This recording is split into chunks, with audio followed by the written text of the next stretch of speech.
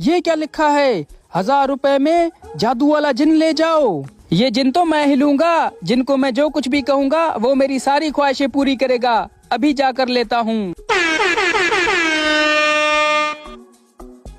अल्लाहू अल्लाहू।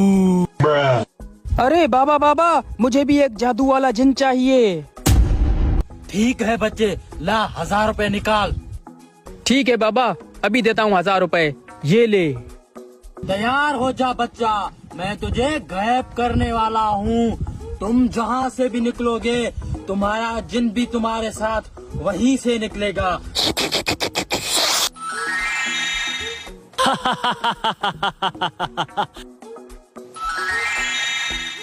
अरे ये मैं कहाँ आ गया? जिन तो आया ही नहीं।